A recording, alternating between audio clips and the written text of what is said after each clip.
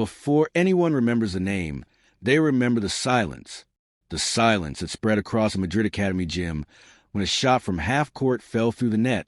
Seconds earlier, a European director had already decided the Filipino guard standing there did not belong. They had measured everything that afternoon. Height, wingspan, vertical leap. Prospects from across Europe lined the hardwood floor like prototypes of the modern game. Long guards, powerful forwards, athletes built for highlight reels. Every evaluation followed a familiar script written decades earlier. Then one name appeared at the bottom of the roster sheet, a Filipino point guard who barely cleared 6 feet. His invitation had come quietly, almost as an afterthought. In a room obsessed with length, his presence already felt like a mistake. The academy director did not hide his skepticism.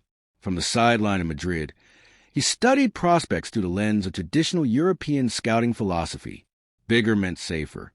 Longer meant higher upside. The Filipino guard's measurements simply did not belong on the spreadsheet. Assistants whispered evaluations beside him as drills began. 6'6" wings glided through shooting exercises.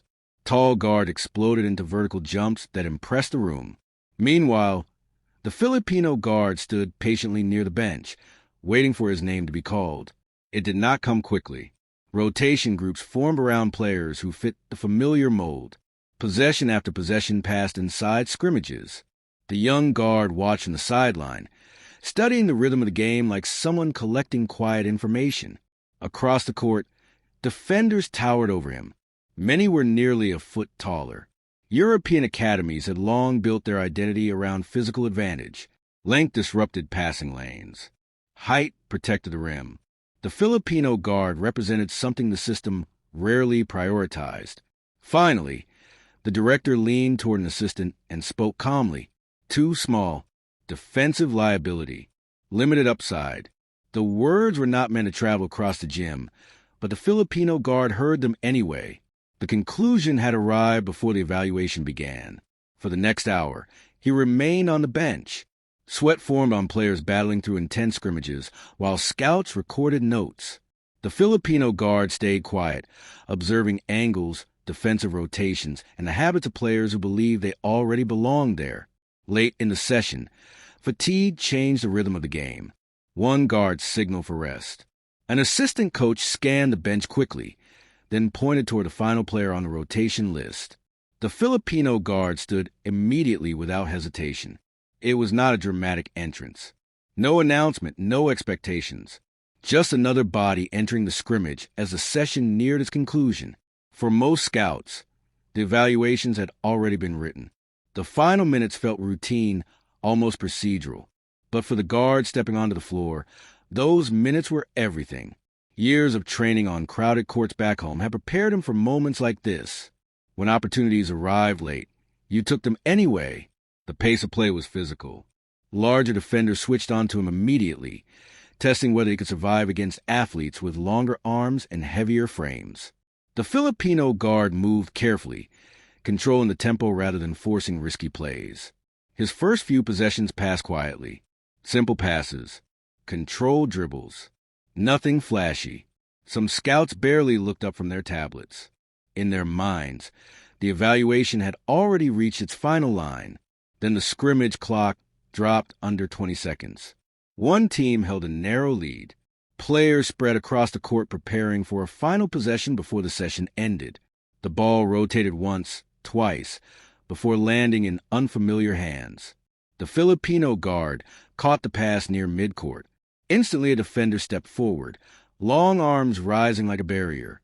From the sideline, the academy director watched with mild curiosity. He expected a safe pass or a desperate drive. Instead, the guard continued dribbling calmly toward the center logo. The defender mirrored him, confused by the distance from the basket. 2 seconds remained on the clock. The gym grew quieter as players prepared for the inevitable buzzer. Without warning, the Filipino guard stopped just beyond the half-court line. No hesitation, no dramatic pause. His shooting motion rose naturally, the same rhythm he had practiced thousands of times on distant neighborhood courts. The defender lunged forward, stretching every inch of his wingspan. but the ball had already left the shooter's fingertips. It climbed high above the court, spinning slowly under the bright lights of the Madrid Academy gym. For a brief moment, the entire room watched the ball travel an impossible distance. Players froze mid-movement. Assistants stopped speaking. Even the director leaned forward slightly, following the arc across the silent space. The buzzer sounded while the ball was still descending. Then it slipped cleanly through the net. No rim, just a quiet snap of nylon that echoed across the hardwood floor. The scrimmage ended, but nobody moved. Scouts who had spent hours measuring wingspan stared at the half-court logo. The shot had traveled farther than most drills ever required. What unsettled them most was not luck. The motion had been smooth, controlled, familiar. The mechanics suggested something repeatable, not accidental. That realization spread slowly through the gym. Modern basketball had been evolving in ways traditional scouting models struggled to capture. The deeper the shooting range, the more defenses stretched. One player with extreme range could shift the entire structure of the court. Standing near the sideline, the academy director looked down at his evaluation sheet. It listed wingspan measurements and vertical jump scores. Nowhere did it measure the gravity created by a shooter confident from half-court distance. He walked toward mid-court slowly. The Filipino guard had already turned back toward the bench, assuming the session had ended exactly as expected. For him, the moment was finished. The director stopped beside him and spoke quietly. Stay for additional sessions. The academy wanted to see more. The earlier judgment had been premature. In a room built around height, a different kind of advantage had just appeared. There was even a brief apology, offered without spectacle. The guard nodded politely. No celebration followed. Just another quiet moment inside a gym where perceptions had shifted. Word of the shot spread through scouting circles weeks later. Coaches replayed the story as an example of basketball's changing landscape, where skill could stretch farther than physical measurements predicted. And in Madrid, one academy director kept a new line on his evaluation sheet. Not just height, not just wingspan, but range. Because one Filipino point guard had shown that sometimes the future of the game begins from half court.